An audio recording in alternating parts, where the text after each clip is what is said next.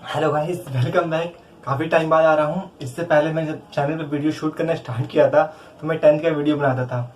उसके बाद जानते हो जैसे कंडीशन इस टाइम बहुत ख़राब चल रहा है, लॉकडाउन चल रहा है, कोरोना वायरस की वजह से सब कुछ ना कुछ परेशानी चल रही है। तो मेरी भी तबीयत काफ़ी ज़्यादा ख़राब थी। उसके बाद मैं वापस कम बैक कर रहा हूँ। लेकिन अब मैं 10th छोड़ के मैं 12th स्टार्ट कर रहा हूँ, जिसमें फिजिक्स पढ़ेंगे। ठीक है, 12th की फिजिक्स स्टार्ट कर रहा हूँ। ये जो वीडियोस बनाऊंगा ना मैं, ये मोर देन इनफ होगा तुम्हारे जेई मेंस के लिए। बोर्ड के लिए तो इनफ होगा ही होगा, लेकिन तुम्हारे जेई मेंस का जो एग्जाम होता है उसमें इससे बाहर कुछ नहीं आने वाला है। ठीक है, तो जो मैं पढ़ाऊंगा उसको ध्यान से पढ़ना। मैं इतनी गर्मी में वीडियो शूट कर रहा हूँ तो आप उसमें अपने अपने एफर्ट्स भी डालना, तो पढ़ाने में मजा भी आएगा, पढ़ने में मजा आएगा। ठीक है, तो स्टार्ट करते हैं हम फिजिक्स अपना। ठीक है जी, बहुत ही खूबसूरत सा नाम फिजिक्स, मतलब क्या ही बताऊं। Physics is a love. ठीक है, बहुत मजा आता है इसको पढ़ने में और पढ़ाने में भी। ठीक है, तो स्टार्ट करते हैं हम फिजिक्स का पहला चैप्टर। एक चीज देख लेते हैं, जो फिजिक्स का हमें शुरू के 7 चैप्टर है ना, वो पूरा इलेक्ट्रिक चार्ज के ऊपर है। इलेक्ट्रिक चार्ज मतलब इसी के ऊपर डिपेंड है पूरे 7 चैप्टर। ठीक है, पहले क्या है, पहले दो चैप्टर है जिसमें इलेक्ट्रोस्टैटिक्स, जिसमें चार्ज क्या होता है, रेस्ट पे होता है। इलेक्ट्रोस्टैटिक्स। ठीक है, जिसमें चार्ज क्या होता है, रेस्ट पे होता है। जिसमें पहला आता है electric electric charges and there fields. ठीक है, इसके इलेक्ट्रिक चार्ज और इसके फील्ड के बारे में बात करते हैं। फिर सेकंड चैप्टर आता है कैपेसिटेंस इलेक्ट्रिक मैग्नेटिक, जो सेकंड चैप्टर आता है। फिर थर्ड के अंदर आता है करंट इलेक्ट्रिसिटी। उसके बाद आता है इलेक्ट्रोमैग्नेटिक, नहीं उससे पहले आता है मूविंग चार्ज इलेक्ट्रिक फील्ड। ठीक है, उसके बाद आता है मैग्नेटिज्म एंड मैटर। उसके बाद आता है इलेक्ट्रोमैग्नेटिक इंडक्शन। फिर आता है अल्टरनेटिंग करंट। ठीक है, तो मतलब 7-8 चैप्टर जो है हमारे फिजिक्स का 12th क्लास का, वो पूरा इलेक्ट्रिक चार्ज के ऊपर बेस है। अगर यहां से कोई एक टॉपिक भी छूट जाता है तो मतलब हमारा पूरा का पूरा आगे आने वाले 7 चैप्टर खराब जाने वाले हैं। ठीक है, बोर्ड में इस पूरे 7 चैप्टर का वेटेज है 47.95। ठीक है, इतने परसेंट इसके मार्क्स आते हैं बोर्ड के अंदर। जेई मेंस की बात करूं तो 42% के अराउंड आता है, और नीट की बात करूं तो 27% के आसपास आता है। ठीक है, इन 7 चैप्टरों में से। तो एक मतलब कुल मिला के बहुत हैवी हैवी वेटेज है हर एग्जाम के लिए, अगर आप साइंस स्ट्रीम के स्टूडेंट है तो। ठीक है, तो फिर स्टार्ट करते हैं। सबसे पहले स्टार्ट करेंगे हम electric charge and there fields. ठीक है, electric charge and there fields हमारा फर्स्ट चैप्टर है, और आने वाले मतलब कहीं ना कहीं तो कैसे भी नहीं खींच के नवंबर तक जाएगा इन 7 चैप्टर में। ठीक है, नवंबर तक में। लेकिन हाँ, जो मैं कराऊंगा इससे बाहर बोर्ड में तो इनफ है, इससे बाहर कोई टॉपिक आएगा हाँ, लेकिन जेई मेंस में भी अगर तुम इसको ढंग से करोगे, और मैं कुछ जीपीपी दूंगा, डेली प्रैक्टिस प्रॉब्लम लेक्चर के एंड में मैं स्क्रीन पे लगा दूंगा। ठीक है, तो उससे आप देख के उसको सॉर्ट आउट कर सकते हैं। ठीक है, तो स्टार्ट करते हैं हम पहला चैप्टर, जिसका नाम है हमारा इलेक्ट्रिक चार्जेस। तो सबसे पहले बात करते हैं चार्ज क्या होता है। ठीक है, चार्ज क्या होता है। आज से 600 साल पहले, 600 ईस्वी पूर्व, ठीक है, बिफोर क्रिश्चियन मसीह, बिफोर ईस्वी पूर्व मतलब क्या होता है, जो क्रिश्चियन ईसा मसीह है उनके जन्म से 600 साल पहले, मतलब बहुत पुराना, मतलब यूं समझ लो कि आदि मानव के जमाने की बात है ये, जब आदि मानव रहते होंगे। तो उन्होंने एक फिनोमेना देखा। क्या देखा कि कोई चीज देखी जिसमें अट्रैक्शन हो रहा था दो चीजों के बीच में। मान लो ऐसे पत्थर में रगड़ा, आग में रगड़ते, ऐसे पत्थर में रगड़ा, बोलेंगे ये क्या है, तो बोलेंगे वही। उन्होंने बोला कुछ चार्ज जैसा है। क्या है, कुछ चार्ज जैसा है। तो उन्होंने क्या बोला कि चार्ज है। ठीक है, चार्ज की डेफिनेशन देखते हैं। चार्ज की डेफिनेशन क्या है, if any matter which experience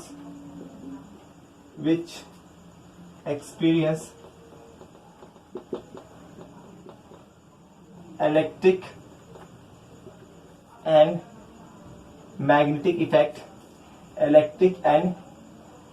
magnetic effect, ठीक है, is called charge। ठीक है, कोई भी मैटर है जो क्या करता है, इलेक्ट्रिक फील्ड एक्सपीरियंस करता है, electric and magnetic field experience करता है, उसको क्या कहते हैं, हम चार्ज कहते हैं। ठीक है, ये एक इंट्रिंसिक प्रॉपर्टी है। ठीक है, ये एक ऐसी प्रॉपर्टी जिसको हम बता नहीं सकते, जैसे कि मुर्गी पहले आया कि अंडा पहले आया, वही वाली बात है। इसको हम और आगे डिफाइन नहीं कर सकते हैं। ठीक है, ये इतना ही है। क्लियर है बात, कैमरा चल रहा है, ठीक है। ठीक है, एक तरह से कह सकते हैं मैटर की property, it is a property of it is एक तरह के इसको ऐसे भी लिख सकते हो, it is a property of matter, it is property, it is property of matter due to which, it is property of matter due to which experience electric and magnetic effect is called to charge. ठीक है, उसको हम charge कह सकते हैं। ठीक है, इसका सिंबल होता है क्यू, इसका जो सिंबल होता है वो होता है क्यू। ठीक है, इसका जो ऐसा यूनिट है, ऐसा यूनिट जो है चार्ज का वो है हमारा कूलम। ठीक है, क्या है मेरा? कूलम है। सी से डोनेट करते हैं। और इसके डायमेंशंस देख लो, वैसे तो एग्जाम में इसके डायमेंशन रिलेटेड क्वेश्चन है तो फिर भी पता होना चाहिए। इसके डायमेंशन हो जाएंगे जैसे कि हमारा क्यू पढ़ा आपने, Q is equal to I into T. अरे आई पढ़ा है, करंट पढ़ा है, क्यू अपॉन में टी पढ़ रखा है, तो क्यू क्या होगा? आई इंटू टी, ये टी यहां चला जाएगा तो क्यू क्या हो जाएगा? आई इंटू टी। आई का होता है एम्पेयर करंट का, 10वीं क्लास में पढ़ा हुआ। टी का होता है टाइम, तो इसका होता है हमारा ऐसे m0, इसको ऐसे भी लिख सकते हैं, 10वीं क्लास में पढ़ा है ना डायमेंशन एनालिसिस, T1। गली में कुछ नादान बच्चे हैं, उनकी हरकतों को इग्नोर करना। ठीक है, तो ये इसके डायमेंशंस है। ठीक है, तो इसको इतना नोट करो, फिर मैं आगे कराता हूं। ठीक है, कर लिया? अब देख लो, अब एक चीज देखते हैं चार्जेस होते कैसे हैं। इसके दो तरह के चार्जेस होते हैं। ये एक होता है पॉजिटिव, तो पता होगा लेकिन फिर मैं बता देता हूं। अभी लेक्चर में रुको, वेट करो, लेक्चर में बहुत कुछ नई बातें आने वाली है जो बहुत मजा आना है उनको पढ़ के। ठीक है, तो देखते हैं क्या है। चार्ज दो तरह का होता है, सबको पता है। There is 2 types. कौन कौन सा होता है? एक तो पॉजिटिव होता है, एक नेगेटिव होता है। एक पॉजिटिव चार्ज होता है, एक नेगेटिव चार्ज होता है। Like charges are attract each other and unlike charges are repel each other. ठीक है, जो एक जैसा चार्जेस होंगे, सॉरी गलती हो गया, जो एक जैसे चार्जेस होंगे वो एक दूसरे को रिपेल करेंगे। जैसे कि अगर पॉजिटिव पॉजिटिव क्लोज लाए तो एक दूसरे को रिपेल करेंगे। मान लो यहाँ पर एक पॉजिटिव आदमी है, ठीक है, और यहाँ पर भी एक पॉजिटिव चार्ज है, दोनों पॉजिटिव आदमी है, क्या करेंगे? एक दूसरे से दूर भागेंगे। ठीक है, और यहाँ पर मान लो एक पॉजिटिव चार्ज है, यहाँ पर एक नेगेटिव चार्ज है, क्या होगा? ये दोनों एक दूसरे को अट्रैक्ट करेंगे। ठीक है, समझ में आ रहा है? मान लो यहाँ पर दो लड़के हैं, ठीक है, तो अरे दो लड़के दोनों एक दूसरे को क्या करेंगे? मतलब दूर होंगे, साथ बैठना बहुत कम पसंद करते हैं, और दोनों इंटेलिजेंट पढ़ने में खास करके। ठीक है, और मान लो यहाँ पर एक लड़का एक लड़की बैठी हो, तो क्या होगा? पास आके बैठना पसंद करेंगे। देखो कहाँ चले गए, आ जाओ वापस। ठीक है, तो ये है एक तरह से चार्ज से कंसेप्ट। ठीक है, नोट कर लिया? मिटाऊं? अब एक चीज देखते हैं, चार्ज और मास में डिफरेंस क्या है। बहुत बढ़िया टॉपिक है, बहुत कम टीचर्स पढ़ाते हैं इस चीज को। ठीक है, चार्ज और मास में डिफरेंस। मान लो यहाँ पर मेरा चार्ज है और यहाँ पर मेरा मास है। मास पता है ना क्या होता है? ठीक है, जो हमारे बॉडी, मतलब मास भी कैसी चीज को हम बता नहीं सकते क्या होता है मास। ठीक है, मास है, एग्जिट करता है, हमारे बॉडी के अंदर है, हर चीज के अंदर मास है, वो एग्जिट करता है, लेकिन उसको हम डिफाइन नहीं कर सकते कि मास क्या है। ठीक है, mass is a form of energy. क्या है? Mass is a form of energy, एक तरह का एनर्जी हो। ठीक है, तो जैसे आपने पढ़ा होगा आइंस्टाइन का equation, E is equal to में mc²। चलो इस पे भी आते हैं। ठीक है, तो स्टार्ट करते हैं। चार्ज क्या होता है? चार्ज पॉजिटिव भी होता है, चार्ज नेगेटिव भी होता है। ठीक है, चार्ज क्या होता है? पॉजिटिव भी होता है, नेगेटिव होता है, लेकिन मास क्या होता है? हमेशा पॉजिटिव होता है। ठीक है, इन दोनों के बीच में डिफरेंस की बात कर रहा हूं मैं, चार्ज और मास के बीच में। बहुत कम टीचर्स बताते, लेकिन मैं बता रहा हूं। ठीक है, चाहो तो मुझे 1 घंटे में 10-15 मिनट पूरा पढ़ाई खत्म कर सकता था, लेकिन नहीं, आराम से बता रहा हूं ना, इस चीज को सुनो। और बहुत अच्छी बातें आने वाली चीजें के अंदर, बहुत ऐसे चीज सीखोगे ना इस लेक्चर के अंदर, मजा आ जाएगा। ठीक है, positive charge, negative charge, but mass क्या होता है? It always positive. ठीक है, मास क्या होता है? Always positive. और सबसे मेन चीज देखो, charge can not be very, charge can not be very with speed, charge can not be very with speed. मतलब ऐसा क्या है कि मान लो हमारा प्यारा सा सुरेश है या महेश, जो भी हो, ठीक है, वो एक चार्ज लेके घूम रहा है, मतलब स्पीड में लेके गाड़ी के स्पीड में चला रहा है, तो चार्ज वेरी नहीं करेगा। मान लो मेरे पास चार्ज है 2 कूलम का, 2 कूलम चार्ज है, इसको मैं एरोप्लेन में लेके घूमू, किसी भी स्पीड से लेके घूमू, ठीक है, स्पेसक्राफ्ट में भेज दूं, किसी भी चीज में लेके मुझे 2 कूलम रहेगा। ठीक है, लेकिन क्या है? मास जो होता है वेरी करता है। कैसे? But mass can very, mass can very with और स्पीड। जैसे जैसे स्पीड बढ़ेगा, तुम्हें पता है आइंस्टाइन की फेमस इक्वेशन है, आइंस्टाइन की फेमस इक्वेशन क्या है, m इज इक्वल टू में m not, equation of relativity. हाँ क्या बड़ी बड़ी बातें कर रहे हो सर। इक्वेशन ऑफ रिलेटिविटी बहुत ही साइंस, आइंस्टाइन के इनको नोबेल प्राइज मिल रखा है, ठीक है। तो बहुत ही बड़ी थ्योरी थी इनकी। ये था 1 इज इक्वल टू में v square minus c square, ये था इक्वेशन ऑफ रिलेटिविटी। m क्या होता है, हमारा रियल मास, सॉरी जो हमारा क्लीनिंग मास होता है। ये क्या होता है, हमारा रेस्ट मास होता है, रेस्ट मास। जो मान लो मैं 5 किलो का हूं तो मेरा रेस्ट मास है वो 5 किलो, ठीक है। ऐसे मैं खड़ा हूं तो जो मेरा वेट है वो मेरा रेस्ट मास है। मान लो खड़ा हूं मैं ऐसे, तो मेरा वेट मान लो 5 किलो 50 किलो आ रहा है, ठीक है, तो मेरा रेस्ट मास होगा, ठीक है। तो ये मेरा रेस्ट मास होता है, ये क्या होता है, वेरी मास। अब देखो इस चीज को देखो, वी स्क्वायर अपॉन में सी स्क्वायर। मान लो कि मैं लाइट की स्पीड कितनी होती है, 3 into 10 to the power 8, 3 into 10 to the power 8 होती है। हम कितना ज्यादा ज्यादा चलेंगे, 100 किलोमीटर पावर की स्पीड चल सकते हैं, ठीक है। 100 किलोमीटर पावर की स्पीड से मैं दौड़ना स्टार्ट, ट्रेन पे बैठ के ना दौड़ चालू कर दिया, ट्रेन पे चलना स्टार्ट किया तो 100 किलोमीटर पावर की स्पीड से चल रहे हैं। तो बताओ क्या ही फर्क पड़ेगा, इसको इससे डिवाइड करोगे, ऊपर 100 नीचे 3 इंटू 10 टू दी पावर 8, मतलब कितने गुना ज्यादा इससे, है ना। तो इसलिए हमें पता नहीं चलता है, लेकिन जब हम चलते हैं ना तो हमारा मास जो होता है कम हो जाता है, ठीक है। जो एक्चुअल वेट है हमारा, उससे हमारा जो रियल वेट आता है चलते समय गाड़ी के अंदर, तो हल्का फुल्का कम आता है, नेग्लिजिबल है। मान लो इसको से डिवाइड करूंगा, मतलब कितना ही आएगा, 0.000 समथिंग करके आएगा। उसको 1 में से माइनस करोगे तो कितना ही बचेगा, फिर उसको रूट करोगे, मतलब जीरो के अप्रोक्स जीरो आता है, ठीक है। इसलिए हमें फील नहीं होता, लेकिन ये जीरो तो होता नहीं है, कुछ तो चेंज होता है ना। तो वो कुछ चेंज की वजह से इसीलिए होता है कि जो स्पीड के साथ मास वेरी करता है बट चार्ज वेरी नहीं करता है। क्या ही चल रहा है ये, ठीक है, नोट कर लिया। अब देखो एक और चीज देख लो, चार्ज जो है, चार्ज कैन नॉट, इसको मिटा दूं, इसको देख लो, उतार लेना ये, charge can not exist independently without mass, charge can not exist without mass. जो चार्ज होगा बिना मास के एग्जिस्ट कर ही नहीं सकता है। जहां पर चार्ज होगा वहां पर मास होगा। मैं एग्जांपल लेता हूं इलेक्ट्रॉन का। इलेक्ट्रॉन, एक इलेक्ट्रॉन पे चार्ज कितना होता है, 1.67 into 10 to the power minus 19 होता है। और इसका मास कितना होता है एक इलेक्ट्रॉन का, 1 into 10 to the power minus 31 kg।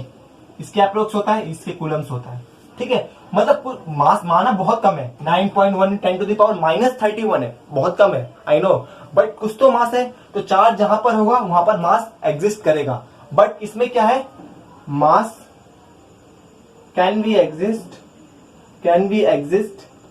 Without charge. जो मास है बिना चार्ज के एग्जिस्ट कर सकता है, ठीक है। तो कह सकते हैं जो चार्ज है एक मास की प्रॉपर्टी है। क्या है, चार्ज जो है एक मास की प्रॉपर्टी है, इसको हम ये भी कह सकते हैं। ये बात क्लियर हो रहा है, कोई दिक्कत। हमने क्या पढ़ा कि चार्ज क्या होता है, 600 साल पहले किसी ने खोज की कि कुछ ऐसा होता है, पॉजिटिव नेगेटिव होता है, रिपेल और अट्रैक्ट करता है, ठीक है। उसके ऊपर क्या नाम है, वेरी नहीं करता है, इसका ऐसा यूनिट बाद में देते गए, हमने ये पढ़ा। अब इसके बाद का जो कंसेप्ट है ना, बहुत मजा आने वाला है, इसको नोट करो फिर आगे पढ़ते हैं। कर लिया, चलो अब एक चीज दिखाता हूं मैं आपको। मान लो कि मेरे पास ये एक बॉडी है, ठीक है, इसके ऊपर कुछ भी चार्ज है, ठीक है, मान लो कुछ चार्ज है। इसने क्या किया, इसने इलेक्ट्रॉन लूज करना स्टार्ट किया। क्या किया, इलेक्ट्रॉन को लूज करना स्टार्ट किया। क्या कर रहा है, इलेक्ट्रॉन लॉस कर रहा है, ठीक है। अब हमें पता है इलेक्ट्रॉन के ऊपर क्या होता है, नेगेटिव चार्ज कर रहा है। इलेक्ट्रॉन के ऊपर क्या होता है, मान लो इसके साथ बड़ा सा मेरे पास स्फीयर है, इसके अंदर positive positive negative negative positive, मतलब बहुत सारे चार्जेस हैं, पॉजिटिव नेगेटिव दोनों चार्जेस हैं, ठीक है। अब क्या हो रहा है, ये इलेक्ट्रॉन को लॉस कर रहा है। क्या कर रहा है, इलेक्ट्रॉन को लॉस कर रहा है। जब ये इलेक्ट्रॉन का लॉस कर रहा है तो इसके ऊपर क्या चार्ज होगा, एक के पास बहुत सारी नेगेटिविटी पड़ी है, इलेक्ट्रॉन के ऊपर नेगेटिव चार्ज है, जो नेगेटिव चार्ज है सारे इलेक्ट्रॉन है, ठीक है। इलेक्ट्रॉन के ऊपर नेगेटिव चार्ज होता है, तो जितने भी यहाँ पर नेगेटिव चार्ज है सारे इलेक्ट्रॉन है। अब धीरे धीरे ये इलेक्ट्रॉन को लूज कर रहा है। इसका मतलब क्या लूज कर रहा है, वो अपने नेगेटिव चार्ज को लूज कर रहा है। मतलब ये बॉडी क्या हो रही है, पॉजिटिवली चार्ज होती जा रही है। क्या हो रहा है, बॉडी पॉजिटिवली चार्ज होती जा रही है धीरे धीरे, राइट, ठीक है। लेकिन जब इसने इलेक्ट्रॉन को लॉस किया, जब इसने इलेक्ट्रॉन को लूज किया तो क्या हुआ, क्या इसके मास में कुछ डिफरेंस आया, बिल्कुल आएगा, क्योंकि इलेक्ट्रॉन का मास कितना है, 1.91 into 10 to the power minus 31 kg है। मतलब बहुत कम मास। लेकिन मान लो ऐसे इससे 5 इलेक्ट्रॉन को लूज कर दिया, तो इसको हम इससे मल्टीप्लाई कर दें तो कुछ अमाउंट ऑफ मास तो होगा। मतलब अगर इलेक्ट्रॉन को लूज करेगा तो क्या होगा, बॉडी का मास डिक्रीज करेगा। क्या करेगा, मास डिक्रीज होगा। क्या होगा, मास डिक्रीज होगा, डिक्रीजेस। ठीक है, अगर ये इलेक्ट्रॉन गेन करता, मान लो यहां पर कोई बॉडी है, तो मान लो positive positive negative negative charge है। अभी क्या करता है, ये यहां से इलेक्ट्रॉन गेन करता, इलेक्ट्रॉन गेन करता तो इसके ऊपर नेगेटिव चार्ज बढ़ता। ठीक है, नेगेटिव चार्ज बढ़ता तो क्या करता, इसके अंदर इलेक्ट्रॉन आते हैं। जब इलेक्ट्रॉन आते हैं तो उसके साथ इलेक्ट्रॉन का मास भी आता। ठीक है, जिससे क्या होता है, इसका बॉडी का मास बढ़ता, तो मास इंक्रीजेस। तो ठीक है, जब भी कोई बॉडी अगर इलेक्ट्रॉन लूज करता है तो उसका मास क्या होता है, डिक्रीज करता है। अगर बॉडी इलेक्ट्रॉन गेन करता है तो मास क्या होता है, इंक्रीज होता है। ये बात क्लियर है, समझ में आ गया, इतना नोट करो। अब आते हैं हम, यहां तक क्लियर है। अब आते हैं हम प्रॉपर्टीज ऑफ चार्ज। चार्ज की कुछ प्रॉपर्टी है वो देख लेते हैं। बेसिक लेक्चर है लेकिन मजा आएगा इस लेक्चर में। अभी 2-3 बातें ऐसी आएंगी ना, ओ शूट, चलो कोई नहीं, अभी 2-3 बातें ऐसी आएंगी जिसको देख के मतलब मजा ही आ जाएगा आपको, बोलोगे क्या ही पढ़ा दिया, मतलब ऐसा कभी तो हुआ ही नहीं था। ठीक है, तो मजा आने वाला है। अब बात करते हैं properties of charge. Property of charge, अगर आप लोग ऐसे ही प्यार रहा तो स्मार्ट बोर्ड भी आ जाएगा जल्दी, राइट। चलो ठीक है, तो बहुत दूर है वो। ठीक है, तो प्रॉपर्टी ऑफ चार्ज की बात करते हैं। तो प्रॉपर्टी ऑफ चार्ज क्या होता है, पहली प्रॉपर्टी होती है charge is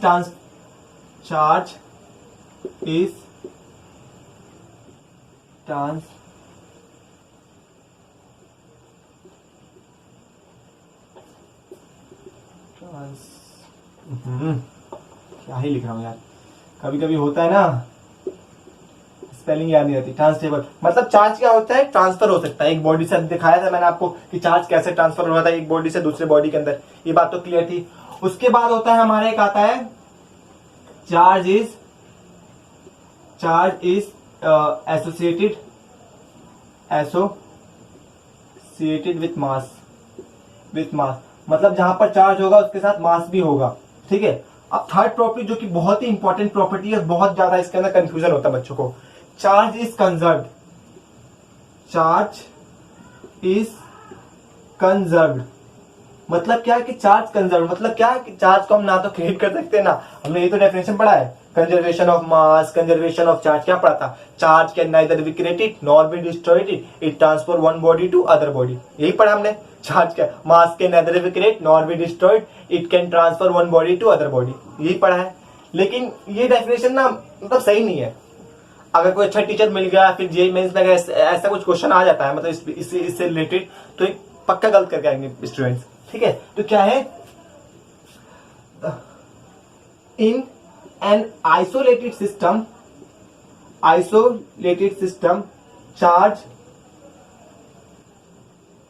charge can be conserved.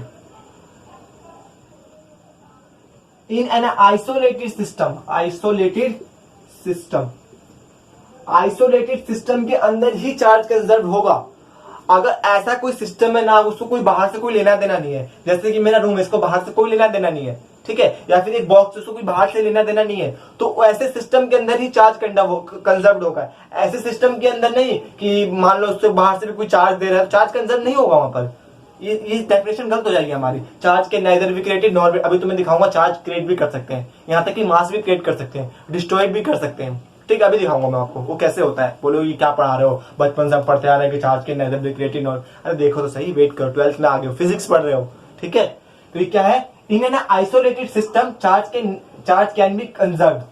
ठीक है, चार्ज हमेशा क्या रहेगा, या रिमेन्स सेम, इसको ये भी लिखते हो, रिमेन्स सेम, चार्ज हमेशा सेम रहेगा। कैसे, मान लो कि मेरे पास यहाँ पर एक चार्ज की बॉक्स है, इसके अंदर मेरे पास 6 कूलम चार्ज है, 6 कूलम चार्ज है। तो किसी ने बोल दिया यहाँ पर एक चार्ज ब्रेक हुआ कैसे, -2 कूलम में, और यहाँ पर 4 कूलम में, और यहाँ पर बताओ इस बॉडी को, ये एक बॉल है, ये एक बॉल है, तो बताओ इस बॉल के ऊपर कितना चार्ज होगा। किसी ने पूछ लिया, यहाँ पर एक 6 कूलम का चार्ज था बॉल के अंदर, उस बॉल को 3 हिस्सों में बांट दिया, एक के ऊपर -2 कूलम आया, एक के ऊपर 4 कूलम आया। ठीक है, तो बताओ तीसरे बॉल के ऊपर कितना चार्ज होगा। तो कितना था, टोटल चार्ज कितना हो जाएगा, 6 कूलम होना चाहिए। एक आइसोलेटेड सिस्टम है, टोटल चार्ज कितना हो जाएगा, 6 कूलम।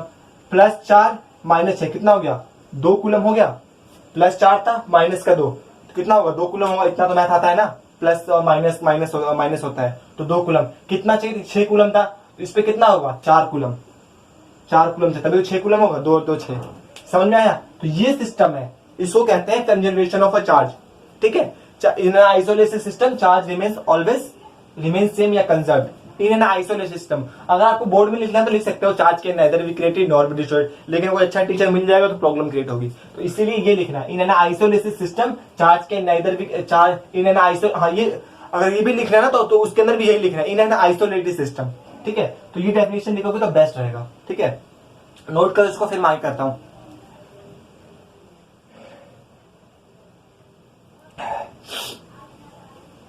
कर लिया, बहुत ज्यादा गर्मी है बट पढ़ाना तो है आप लोगों को। ठीक है, डेडिकेशन। अब आप लोग क्या कहते हो, चार्ज को हम क्रिएट नहीं कर सकते, डिस्ट्रॉय नहीं कर सकते, कहते हो ना। चलो मैं करके दिखाता हूँ चार्ज को क्रिएट। बोलोगे ये क्या ही मतलब बता दिया आपने। ठीक है, एक होता है पेयर प्रोडक्शन, पेयर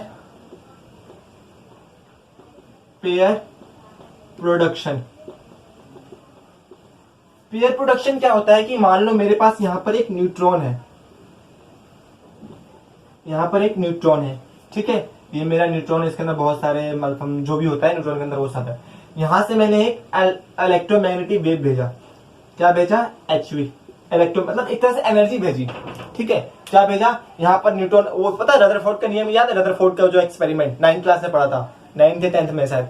ठीक है, रदरफोर्ड वाला एक्सपेरिमेंट। तो ऐसे एक न्यूक्लियस रखा हुआ है, न्यूट्रॉन रखा हुआ है, उसके ऊपर मैंने क्या किया, एनर्जी भेजी।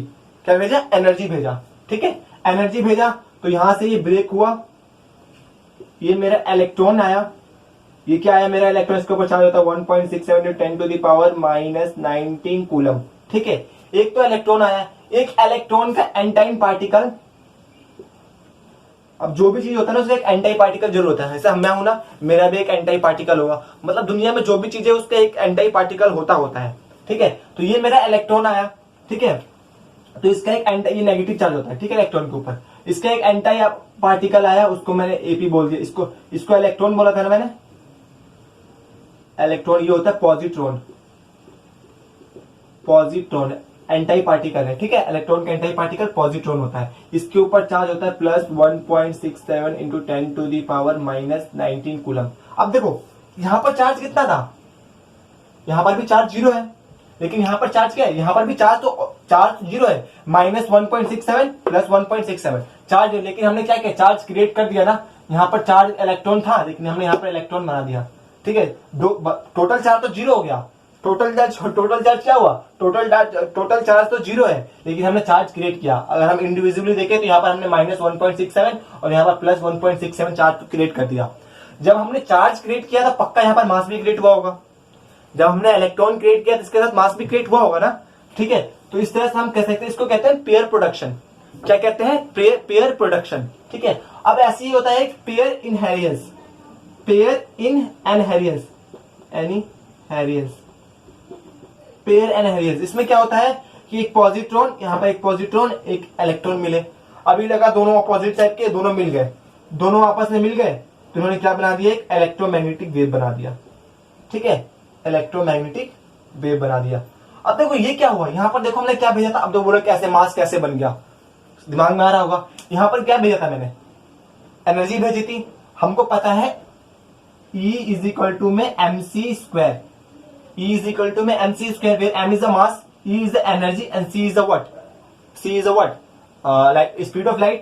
तो हम मास कैसे लिख सकते हैं, E = में c², E = में c²। तो मास क्या है, is a form of energy. Mass क्या है, is a form of energy. तो मैं जब यहां से एनर्जी भेज रहा हूं तो कहीं ना कहीं मास है ना, किस फॉर्म में, एनर्जी के फॉर्म में है। यहां पर जब हमने किया तो मास के फॉर्म में आ गया।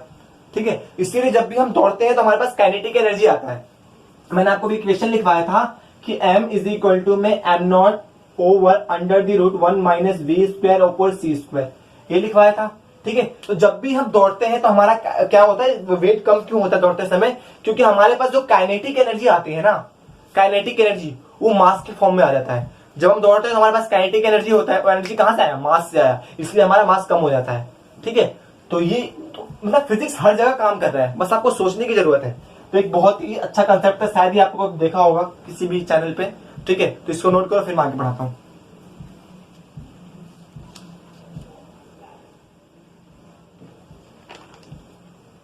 नोट कर लिया। अब बात करते हैं इनवेरियंस, इसकी एक तीसरी प्रॉपर्टी थी, मतलब तीसरी प्रॉपर्टी को मैंने इतने से डिटेल से बताया। अब बात करते हैं इसकी एक और प्रॉपर्टी के बारे में, इनवेरियंस ऑफ चार्ज। इसकी फोर्थ प्रॉपर्टी क्या है, इनवेरियंस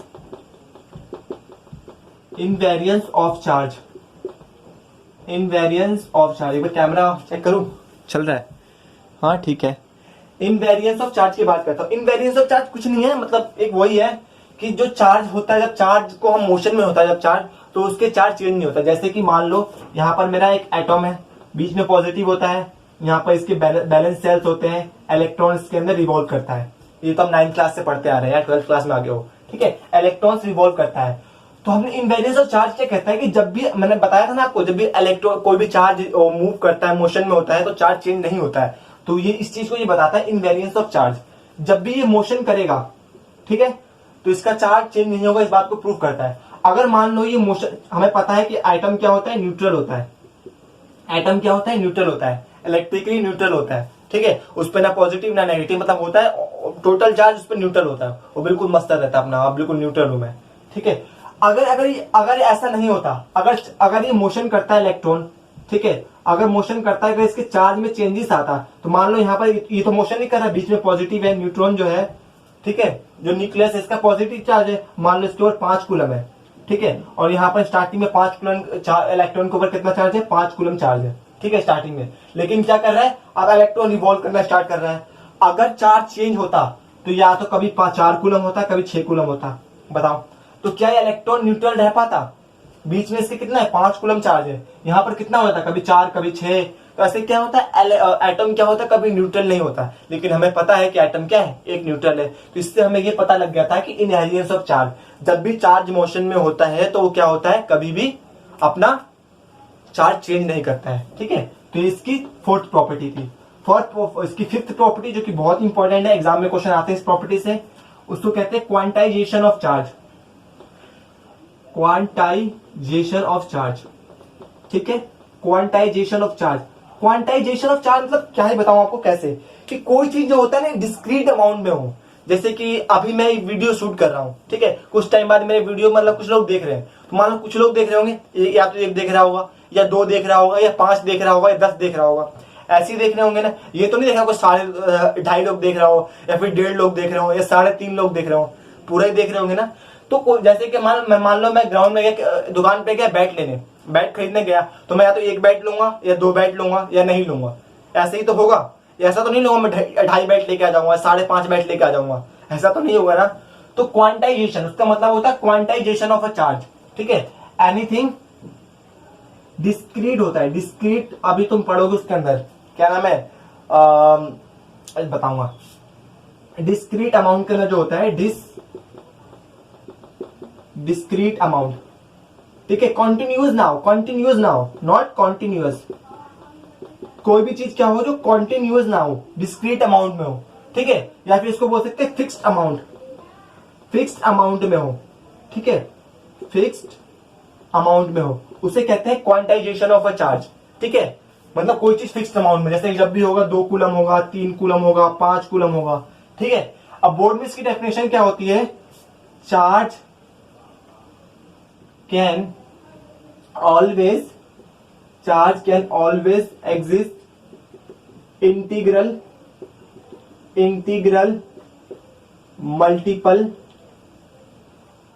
मल्टीपल ऑफ इलेक्ट्रॉन, ठीक है। Q इज इक्वल टू में एन प्लस माइनस, ठीक है। इंटीग्रल मल्टीपल ऑफ, यहां पर n क्या हो सकता है, कोई भी इंटीजर हो सकता है। n क्या हो सकता है, कोई भी इंटीजर हो सकता है। Charge can always exist integral multiple of electron, ठीक है। ऐसे हमेशा ऐसा नहीं हो सकता कि 2.5 चार्ज हो, 0.5 चार्ज हो, या 6 चार्ज हो, 0.6 चार्ज हो, या फिर 1.5 चार्ज हो, ऐसा कभी नहीं होगा। जब भी चार्ज एग्जिस्ट करेगा, या तो 1 करेगा, या 2 करेगा, या फिर -1 करेगा, -2 करेगा, 100 करेगा, या फिर -100 करेगा, ऐसे ही एग्जिस्ट करेगा। ये नहीं कि 150 क्या नाम है 1.25 एग्जिस्ट कर रहा है, तो ऐसा पॉसिबल नहीं होता है, ठीक है। इसकी एक प्रॉपर डेफिनेशन मैं देता हूं जो मैंने पढ़ा था, smallest charge that can be exist independently. Quantization of charge की एक डेफिनेशन, ये तो बोर्ड के लिए बता दिया मैंने, लेकिन मेरी खुद की डेफिनेशन है या फिर जहां से मैं पढ़ा हूं वहां की डेफिनेशन है। जेई में अगर क्वेश्चन आता है तो ये प्रॉपर डेफिनेशन होगा, ठीक है। द स्मॉलेस्ट, मैं जेई मेंस के लिए बता रहा हूं, ये बोर्ड के लिए नहीं, बोर्ड के लिए तो ये इससे काम चल जाएगा तुम्हारा, लेकिन जेई मेंस में जिस साल भी क्वेश्चन आया, जेई मेंस में जिस साल भी क्वेश्चन आया तो बच्चे फंस सकते हैं इसके अंदर। The smallest charge that can exist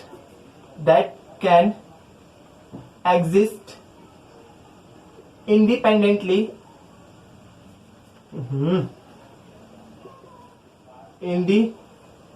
क्या लिख रहा है यार, sorry, independently of charge of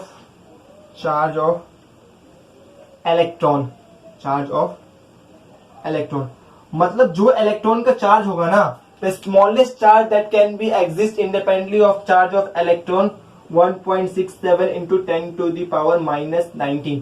जो स्मॉलेस्ट चार्ज दुनिया में, जो सबसे स्मॉलेस्ट चार्ज जो है, जो इंडिपेंडेंटली मतलब अकेले एग्जिस्ट करता है, वो कितना चार्ज है? 1.67 इंटू 10⁻⁻19 कूलम। इससे छोटा चार्ज इंडिपेंडेंटली एग्जिस्ट नहीं करता है, मतलब अकेले एग्जिस्ट नहीं करता है। इससे छोटा चार्ज होता तो है लेकिन अकेले एग्जिस्ट नहीं करता है, वो ग्रुप में एग्जिस्ट करता है, ठीक है। ग्रुप में एग्जिस्ट, जैसे कि मैं बताता हूं आपको, इसको नोट कर लिया, ठीक है, इसको नोट करो फिर बताता हूं। देखो, अच्छा ये बहुत इंपॉर्टेंट था, Q इक्वल टू में जो लिखा है मैंने, बहुत ज्यादा इंपॉर्टेंट है, वो क्वेश्चन करेंगे इसके ऊपर तो पता लगेगा आपको, ठीक है। कैसे? जैसे कि क्वार्क्स होते हैं, कुछ क्वार्क्स होते हैं, क्वार्क्स, ये लोग किसी भी टीचर, बहुत कम टीचर्स पढ़ाते हैं क्वार्क्स के बारे में, ठीक है, मैं पढ़ा रहा हूं क्योंकि जो मेरे टीचर जिसने पढ़ाया था ना, उन्होंने कहा था किसी को भी पढ़ाना तो इन सब चीजों को साथ पढ़ाना, ठीक है, तो अच्छा रहता है। तो क्वार्क्स में क्या होता है? एक तो अप होता है, अप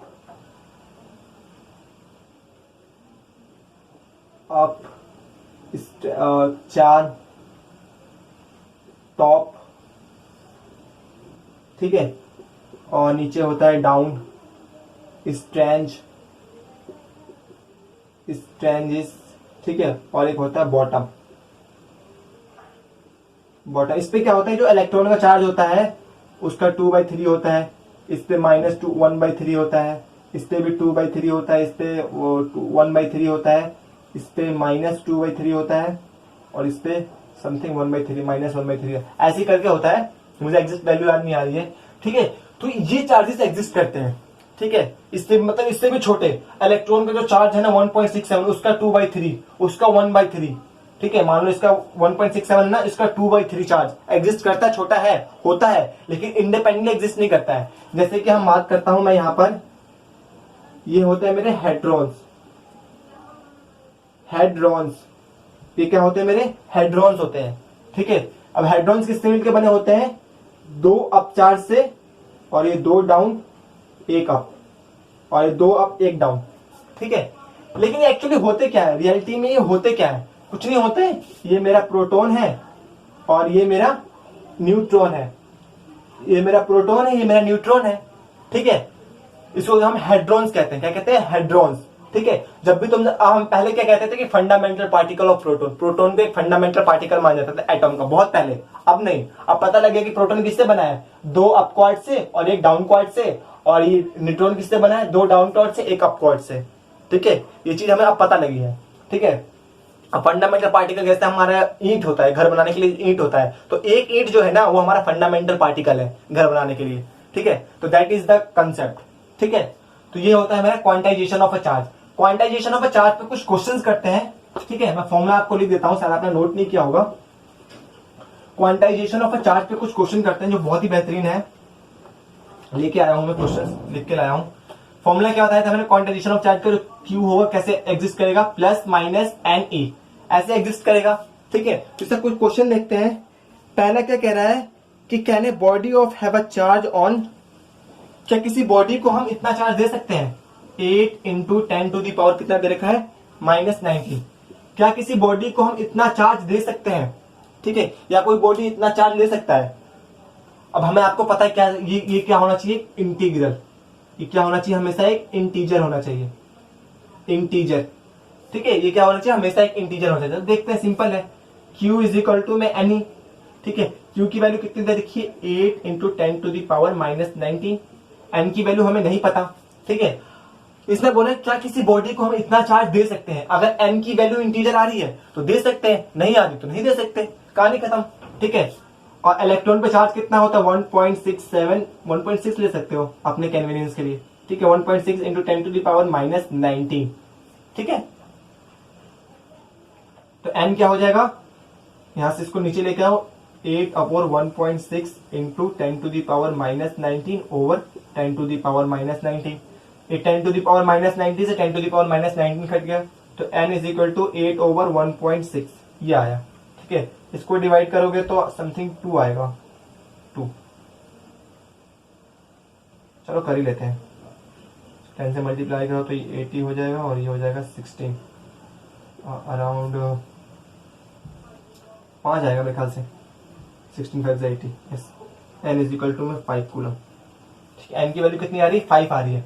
तो क्या किसी बॉडी को हम 8 into 10 to the power minus 90 coulomb charge दे सकते हैं, तो बोलेंगे यस दे सकते हैं, क्यों, क्योंकि एक इंटीजर आया है, ठीक है। एक और देखते हैं, शायद आपका कंसेप्ट क्लियर हो जाए।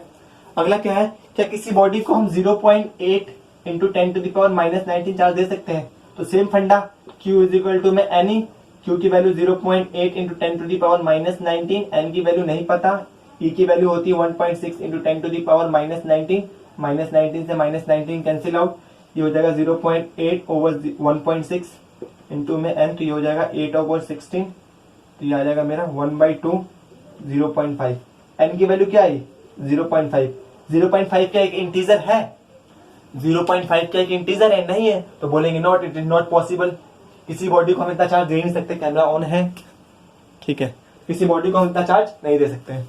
क्लियर है ये बात, आगे बढ़े, और क्वेश्चन करना है, चलो एक और क्वेश्चन कराता हूँ, बहुत ही खूबसूरत क्वेश्चन है, मेरा फेवरेट है, पता नहीं आपका होगा नहीं होगा वो आपकी बात है चलो देखते क्या है question. A particle has a charge on 10 to the power, a particle has charge of 10, किसी पार्टिकल के ऊपर कितना चार्ज है 10 to the power minus 12 coulomb, ठीक है, किसी particle. Calculate the number of electron transfer for provide this charge, हमें number of electron provide पता करना है, कितने इलेक्ट्रॉन प्रोवाइड करने पड़ेंगे किसी बॉडी को इतना चार्ज करने के लिए। मान लो किसी एक बॉडी है मेरे पास, ये मेरी कोई बॉडी है, इसके पास कितना चार्ज है 10 टू दी पावर माइनस 9, इतना कूलम चार्ज है, एक बॉडी है इसके ऊपर इतना कूलम चार्ज है, तो हमें इस बॉडी को चार्ज करने के लिए कितने इलेक्ट्रॉन ट्रांसफर किए होंगे, कितने इलेक्ट्रॉन इस बॉडी को ट्रांसफर किए होंगे इस बॉडी को चार्ज करने के लिए। तो सिंपल है, देख लेते हैं क्या होगा, Q इज इक्वल टू में एनी, ठीक है, कितना चार्ज है 10 to the power minus 19, n की वैल्यू नहीं पता, e की value 1.6 into 10 to the power minus 19, ठीक है, तो इसको इस साइड लेके आओ, तो ये हो जाएगा n इज इक्वल टू में 10 to the power minus 12 over 1.6 into 10 to the power minus 19, ठीक। अब देखते हैं क्या हो जाएगा, n इज इक्वल टू में 10 ओवर 1.6, 10 की पावर माइनस 12 और ये ऊपर जाकर प्लस हो जाएगा 19, तो कितना हो गया ये, प्लस 2 7, अराउंड 7 आएगा ना, तो हो जाएगा 7, तो ये कितना हो जाएगा मेरा 10 over 1.16 into 10 to the power 7, ठीक है। इस नीचे से पॉइंट हटाने के लिए नीचे मल्टीप्लाई करता हूं, तो ऊपर नीचे मल्टीप्लाई करूंगा तो ये आ जाएगा 16 इंटू 10 टू दी पावर 7, इसको यहां करूं तो ये हो जाएगा, अच्छा ये है, ठीक है, 2 जीरो, तो देखो 100 है ना, ओवर 16 है ना, ये 10 की पावर 7 है ना, इसको मैं ऐसे लिख सकता हूं इंटू 10 टू दी पावर 5, कोई गलत काम कर दिया, कोई गलत काम तो नहीं किया, और नीचे 16 है ना, इसको ऐसे लिख सकता हूं 4 इंटू 4, ठीक है। अब ये 25 में कैंसिल, ये 25 में कैंसिल, ये कितना हो जाएगा 6.625, 625 इंटू 10 टू दी पावर 5, तो हो जाएगा 6.25 into 10 to the power 7 coulomb. इतने इलेक्ट्रॉन हमने ट्रांसफर कर दिए, इतने इलेक्ट्रॉन हमें ट्रांसफर करने पड़ेंगे 1.625 इंटू 10, हाँ ठीक है, इतने इलेक्ट्रॉन हमें ट्रांसफर करने पड़ेंगे किसी बॉडी को इतना चार्ज करने के लिए, ठीक है, इतने इलेक्ट्रॉन ट्रांसफर करने पड़ेंगे। ये इसने क्या पूछा, कितने इलेक्ट्रॉन ट्रांसफर करने पड़ेंगे, इसने ये नहीं पूछा है कि क्या किसी बॉडी को हम इतना चार्ज कर सकते हैं, हम किसी बॉडी को इतने इलेक्ट्रॉन ट्रांसफर करेंगे, इतने इलेक्ट्रॉन ट्रांसफर हो सकते हैं, ठीक है, तो बॉडी इतना चार्ज हो जाएगा। ये क्या है चार्ज, एक इंटीजर है ना। क्लियर है ये बात। आगे बढ़े, मेरे को पता क्यों लग रहा है कैमरे का स्टोरेज खत्म होने वाला है, ठीक है, क्योंकि मैं एचडी में शूट कर रहा हूँ। मिटा दो, कर ले क्वेश्चन। और क्वेश्चन है, हाँ एक और क्वेश्चन है जो बहुत ही खूबसूरत है, मतलब मेरा फेवरेट क्वेश्चन है, ठीक है। चलो वो देखते हैं, उसके बाद इस वीडियो को मैं यही बंद करूंगा। इस क्वेश्चन के बाद अगला वीडियो जो होगा मेथड ऑफ चार्जिंग का, वो नेक्स्ट मतलब कल के लेक्चर में देखते हैं उसको, ठीक है। क्वेश्चन क्या कह रहा है कि इन ए 1 ग्राम ऑफ अ सॉलिड, एक सॉलिड है, ये क्वेश्चन आपको दिख जाएगा स्क्रीन पे, ठीक है। 1 ग्राम क्या है, कोई सॉलिड है, मान लिया जी मेरे पास 1 ग्राम कोई सॉलिड है, ठीक है। Solid are 5.5 into 10 to the power 21 atoms. If उसके अंदर कितने, 1 ग्राम के अंदर कितने एटम है, 5 into 10 to the power 21 atoms है, ठीक है।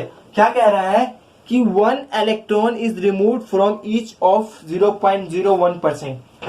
एक इलेक्ट्रॉन निकाला जाता है, एक इलेक्ट्रॉन को रिमूव किया जाता है, किसमें से, जितना भी एटॉम है उसका 0.01% में से, मतलब ये कितना था 5.5 into 10 to the power 21 atom था, उसका 0.01% में से एक इलेक्ट्रॉन को रिमूव किया जाता है, सब में से, ठीक है। एक इलेक्ट्रॉन को रिमूव किया जाता है। क्या पूछा है, find the charge gain by the solid. तो बताओ कि सॉलिड के अंदर कितना चार्ज गेन होगा, मतलब इलेक्ट्रॉन निकालेंगे तो उसके ऊपर पॉजिटिव चार्ज आएगा ना, तो कितना चार्ज इससे गेन किया है। तो बड़ा सिंपल है, क्या है, Q इज इक्वल टू में NE, इसकी वैल्यू पता, इसकी वैल्यू निकालना है हमें। क्या फाइंड करना है हमें, Q फाइंड करना है, फाइंड द, क्या फाइंड करना है, फाइंड करना है कि कितना चार्ज गेन कर रहा है, मतलब Q की वैल्यू पता है, E की वैल्यू पता है, हमें N की वैल्यू पता करना है। N की वैल्यू कैसे पता होगा, कितना इलेक्ट्रॉन की बात की इसने, कितने इलेक्ट्रॉन की बात की, एक इलेक्ट्रॉन की बात की है, ठीक है। रिमूव 1 इलेक्ट्रॉन, एक इलेक्ट्रॉन की बात की है, कितने में से, कितने एटम में से, 0.01%। परसेंटेज वैसे मान लो कोई 20% 10% दिया हो तो क्या करते हैं, 10/100 करते हैं ना, तो 0.01% दिया तो उसको 10/100 कर दिया। कितने का, कितने का 10/100, कितने का था, 5 into 10 to the power